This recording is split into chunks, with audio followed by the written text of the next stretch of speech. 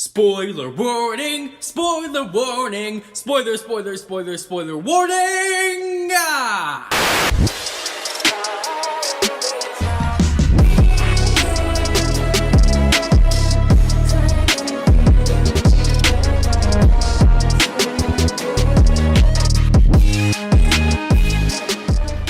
Welcome back everyone, and it's time to go balls deep into My Hero Academia. And oh my god, Horikoshi Sensei, what are you doing? I know I mentioned this last review, but this arc is literally an up and down cycle between the heroes and villains. Last week, Compress came in clutch, saving Shigaraki from absolute capture by Best Jeanist. The chapter before that, Best Jeanist and Mirio came to flip the switch to Dabi's script. So this chapter obviously means that something big is going to happen for the heroes, right? Yes. And damn, what do we know? First, Deku unlocks his third quirk, Float, and now he has finally unlocked his fourth quirk. Boy, this protagonist is getting OP real quick. But that's not all that happened. As a balls deep prediction set it into place, All for One finally took over Shigaraki's body the way we predicted. Honestly, everything is mapping out the way I said not too long ago. The villains will escape and the war will come to an end. There is still Togo who's yet to make a play, and there is definitely going to be a time skip. Let's not forget there is another My Hero Academia movie on the mix, so who knows what will happen. Maybe that movie will flesh into the time skip arc a bit more. But guys, before I get into this chapter, like always, I wanted to thank you lot for the love and support. Our ABD community is honestly the best, and after this month we have so much planned for you lot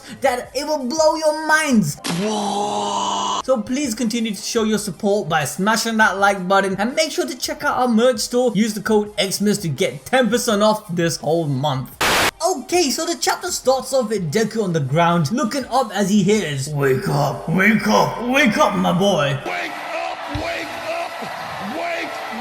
He gets up and tells us that Dabi's heat wave knocked him out. And I don't blame him, my man's probably feeling like he's in the desert or something. Deku then shows a very concerned look on his face as he's trying to figure out where his friend and teammate Shoto is. If you guys remember last chapter, Dabi was fighting Shoto and he hit him with a huge heat wave blast. Thankfully, Todoroki seems to be alright, but as Deku's looking around, he gets a tingling sharp pain-like sensation in his head. He thinks to himself if this is his danger detection quirk of the fourth one for all user. Damn, Deku's becoming like Spider-Man.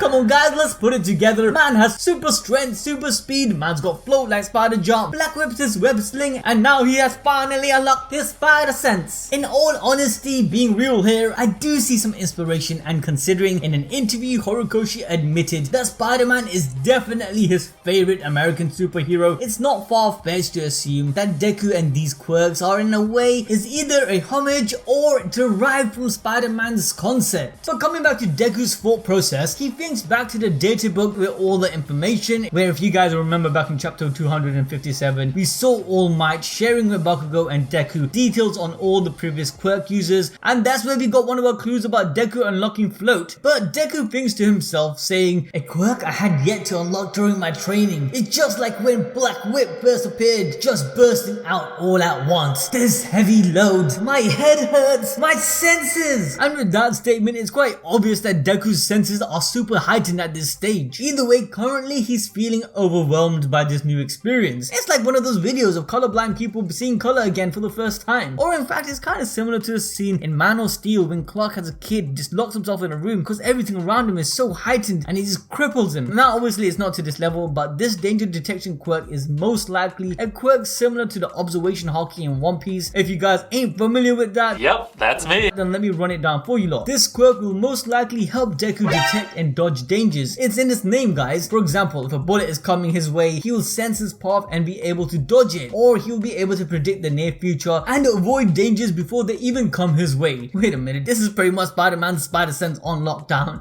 But guys, this is just my theory on what this quirk could be, as it could be just another quirk that only activates when big threats are presented in front of Deku. Kind of like how some animals senses that there is an earthquake coming before it hits. Okay, with that explanation out of the way, I really need to address some quick points. And that's how many freaking times people keep getting back up in this last 30 chapters or so. Like, my man's got his leg broken, his arms broken, and only things he probably has left is his tongue. Yet he's still able to get up. Like, what the heck are these people's body made out of? I know they're heroes and shit, but damn. And I'm not trying to bash Horikoshi's writing here, as it always feels epic when the MC wakes up from a near-death experience or gets back to their feet all hyped up. But it didn't kind of feel like that this time around. In fact, it just feels a bit overdone. For example, Bakugo is battered and tattered on the ground for 2 chapters, and suddenly he's able to handle a high-end Nomu, and only a chapter later Deku's also getting a similar awakening factor like Bakugo. Even with Mirio and Jeanist reveal, it feels like, I thought I couldn't fight anymore or was dead. Think again, showing protagonist power up, haha. Nah, but seriously though, does these kids have some Zenkai boosts I didn't hear about? What's going on? Anyways, that's not really a big deal, I'm just nitpicking. But moving on, Mirio is jumping through the air trying to smash Compress's face in. As Compress yells out, the curtain rises on the greatest escape of a lifetime. But Mirio ain't having none of it and slams into Compress, which makes Compress think back to when they first showed up and the destruction the Nomu caused. As long as Shigaraki is awake, he is able to control them. If Shigaraki is able to regain consciousness, he will be able to regain the control of the Nomus and use them to flip the tables on the heroes. So all Compress has to do is stall for the time until then.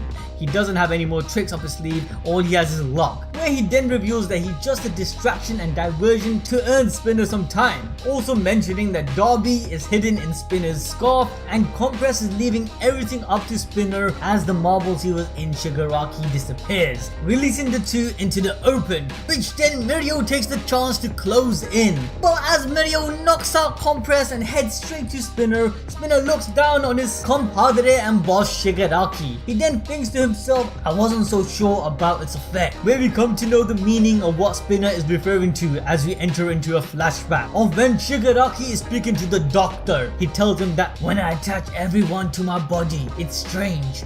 I feel so sick that I could vomit, but I also kind of feel at peace. And then we jump back into the present of what Spinner is thinking, that when he saw Shigaraki's outfit and hands burnt up and destroyed, he felt as his heart was being dragged down by lead and was also enraged because he understood what those hands meant to Shigaraki. Now the way this is portrayed again pushes the theme of the grey area in the heroes and villains. In this instance, you have Compress and Spinner who cares very deeply about their injured and dying friend, their boss, someone that they depend on, and they'll stop at nothing to protect him. The same thing happened earlier with Toga when she questioned Uraraka about Twice's death and what's gonna happen with her. It's very clear that Horikoshi is trying to say that these people are villains, but they are still people and humans who have fears, friends, goals, and their own reasons for why they do what they do. And folks, that's what makes a very good antagonist. But going back to Spinner, he then places one of the burnt hands on Shigaraki's face, where we then see Shigaraki's eyes open. He's awake. Suddenly a shockwave is released from Shigaraki's body, sending Mirio, Jeanist, and everyone else flying backwards. But instead of Shigaraki, we then hear the voice of All for One, who starts to speak from Shigaraki's body, commenting that Shigaraki has gained a lot of great and loyal associates such as Spinner and Mr. Compress, all thanks to the power of the heart. And due to this attachment and hatred Shigaraki embraces, the stronger All for One's hold on him will become, ending the Sith Lord's speech telling Shigaraki to not let go of this hatred. This allowed All for One to be able to wake up and take over Shigaraki's body. It's kind of like the dark side of the Force. The more raw emotion Shigaraki lets run amok, the stronger All for One becomes, which also ultimately makes it easier for Shigaraki to be the slave to All for One. Not too long ago we explained this in detail, how Shigaraki is just All for One's pawn and being manipulated. It was All for One's plan from the very beginning to get a new body and take over. All for One, after all, is egotistic and his dream is for him, not for anyone else. The master-disciple relationship is not like All Might's and Deku's. It's something entirely different. It's more of a master-slave slave rather than sensei disciple. Hope that makes sense. If you guys want more information about that, please check out our My Hero Academia playlist where we go more balls deep. But back to the chapter. At this moment, the Nomus begin to move in unison as they react to the radio waves that All For One signal out to them, as he shows off his extent to the Nomus' capability to accept detailed tactics, as explained by All For One was too difficult for Shigaraki as a hatchling to manage. But this ability seems to be very similar to the way All For One and Shigaraki are able to command Gigantomachia, which makes sense as we know from chapter 283 that the Nomus would model after Machia, so the functionality that allows All For One to order Machia also works for the Nomus. But as All For One goes all out around his surroundings, Spinner then asks Shigaraki what will he do about Compress and Toga, obviously unaware that All For One has taken over, who then responds, "It's alright now, Iguchi-kun. Domura was defeated by One For All and Endeavor, but not me." Okay, didn't say the last bit. But as the Nomus carry both of them away, All For One continues to affirm that the score will be settled in the end because everything is for his own sake, basically foreshadowing that he will return as the final endgame big bad boss villain at the end of the series, just like we called it from the beginning. In the next panel, we then see Jeanist realize that Dabi had also escaped alongside All For One, as he and the others are struggling to deal with the Nomus that stayed back, telling the others to not let them get away. And our broken ass Deku out of nowhere, thinking that he unlocked his fourth quirk, he can handle these guys, comes out of the blue and goes straight swinging in with his black whip, latching onto the Nomus carrying All For One. My dude has his arms and legs busted up and still trying to pull off some heroic shit. These kids are just freaking different, you know, just different. But All For One then just bids Deku a farewell, stating, "Let's meet again once this body is perfected. Worthless Izuku Midoriya." But Deku wasn't having none of that, telling my guy to shut up. And as Deku prepares to go in for a strike, All For One produces a shockwave from his hands, knocking Deku backwards. Despite Deku being the only user of One For All to unlock the previous user's quirk, All For One still looks down upon Deku, calling him worthless, where possibly All For One's psychology could be that acknowledging Deku would counter his own mantra that those without power cannot impose their belief. He cannot accept Deku. The moment he does, his own foundation will shake.